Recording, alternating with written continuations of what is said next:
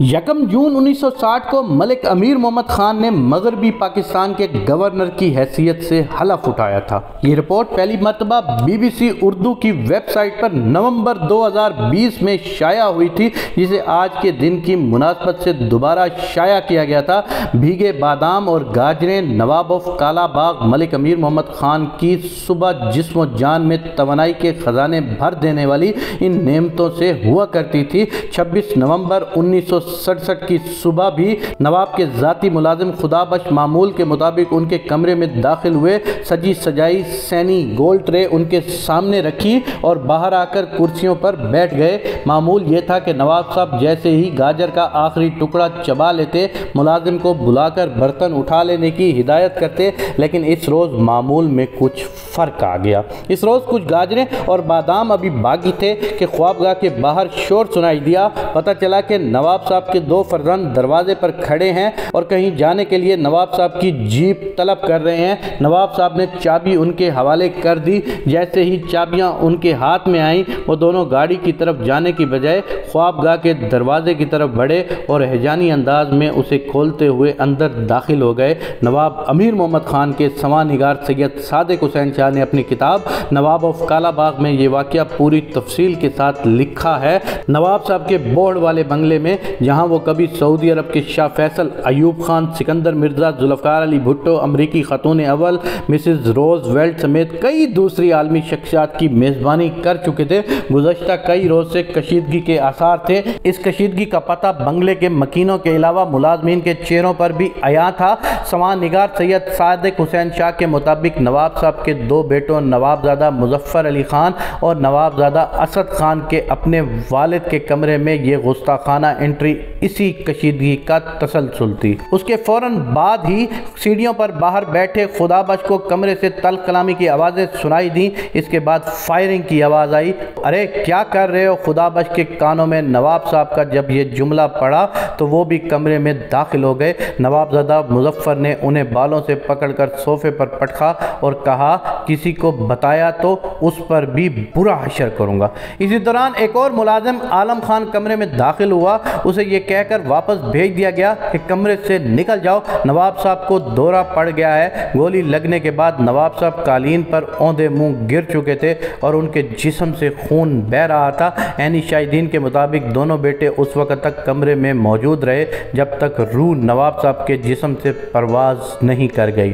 آخر ایسا کیا اختلاف تھا جس کی وجہ سے معاملات ایسے انتہا پر جا پہنچے کہ بیٹے اپنے باپ کی جان کے در پہ ہو گئے؟ سید صادق حسین شاہ نے کئی برس گزرنے کے بعد یہ سوال نوابزادہ اسد خان سے پوچھا، جو اپنے والد کے قتل کے الزام میں نامزد رہنے کے بعد عدم ثبوت کی بنا پر بری ہو چکے تھے۔ نوابزادہ اسد نے سماں نگار کے سوال کا براہ راست کوئی جواب دینے کی بجائے کہا کہ ان کے تو اپنے والد سے کوئی اختلاف نہ تھے، البتہ بھائی نوابزادہ مظفر خان کو ان کی پالیسیوں سے کچھ اختلاف تھا جس کا اظہار وہ برملا کیا کرتے تھے۔ انہوں نے مزید بتایا کہ وقوع کے روز انہوں نے اپنے بھائی کو والد کے کمرے کی طرف جاتے دیکھا تو وہ بھی ان کے پیچھے چلے گئے۔ پہلے خود نواب صاحب یعنی ان کے والد نے فائرنگ کی۔ ایک گولی انہیں یعنی نوابزادہ اسد کے بازو میں لگی اور دوسری قریبی دیوار میں پیوست ہو گئی۔ جواب میں نوابزادہ مظفر نے 5 گولیاں چلائیں۔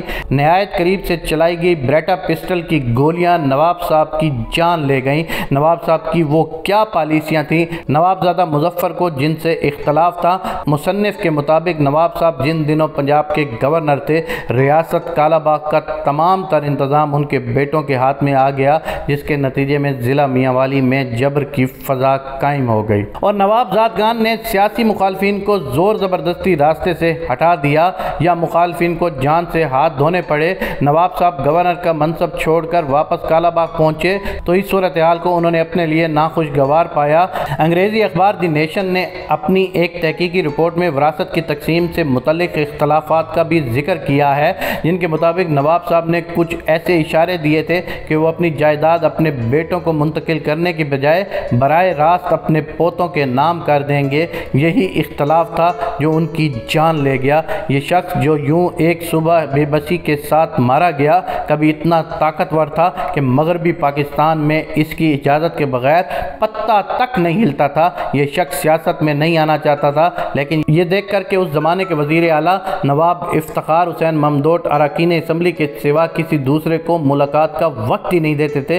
وہ انتخاب لڑ کر اسمبلی میں پہنچ گئے، لیکن بعد میں حکومت نے انہیں وزیر بنانا چاہا تو ان کی انا آڑے آ گئی۔ یہ اس زمانے کی بات ہے جب سکندر مرزا ملک کے صدر اور ایوب خان سیاہ و سفید کے مالک تھے۔ بیرون ملک جاتے ہوئے سکندر مرزا سے کہہ گئے کہ نواب آف کالا باغ کو مرکز میں وزیر بنا لیا جائے۔ یہ پیشکش ان تک پہنچائی گئی تو کہا میرے لیے یہ ممکن نہیں کہ ٹکے ٹکے کے ممبران اسمبلی کے سوالوں کے جواب دوں اور بات بات پر جناب سپیکر کی گردان کروں۔ تاہم ایوب خان نے اقتدار پر قابض ہونے کے بعد انہیں گورنر مغربی پاکستان بننے کی پیشکش کی تو اسے قبول کرنے میں انہیں کوئی تعمیل نہ ہوا۔ یہ منصب ان کے مزاج کے مطابق تھا، کیونکہ انہیں یہاں کسی کو جواب نہیں دینا تھا، سب ان کے سامنے جواب دیتے۔ پنجاب کا یہ جدی پشتی جاگیردار اقتدار کے ایوان میں داخل ہوا تو اس کے انداز بڑے جداگانہ تھے۔ انہوں نے پابندی عائد کر دی کہ خاندان کا کوئی شخص بھی گورنر ہاؤس میں داخل نہیں ہوگا۔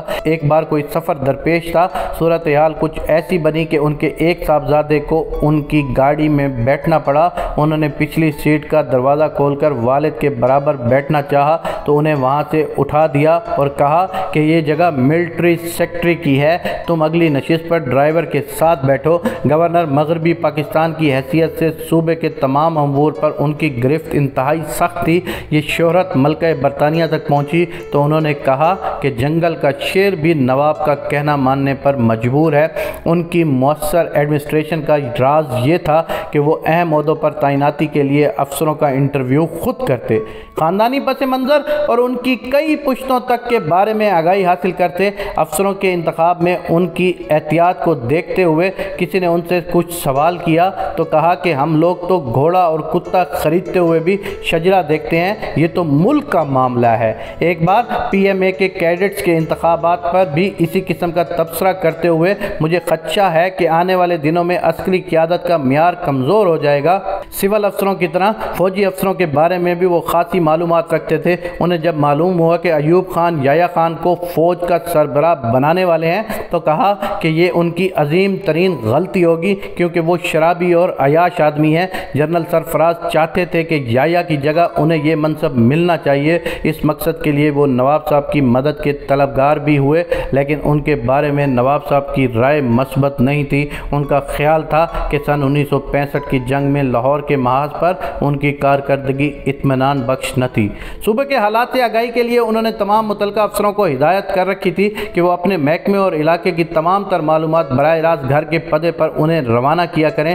صوبے کے حالات کے بارے میں اسی طرح کی رپورٹس اور اپنے نام آنے والے تمام خطوط وہ اپنے ہاتھ سے کھولتے، براہ راست احکام جاری کرتے اور ان احکامات پر ہونے والی پیش رفت سے ذاتی طور پر آگاہ رہتے۔ اس مقصد کے لیے انہوں نے ذاتی طور پر ایک نظام قائم کر رکھا تھا۔ ان کی کارکردگی اور حالات سے واقفیت سے حیران ہو کر لوگ ان سے سوال کیا کرتے تھے، یہ سب آپ کو کیسے معلوم ہو جاتا ہے؟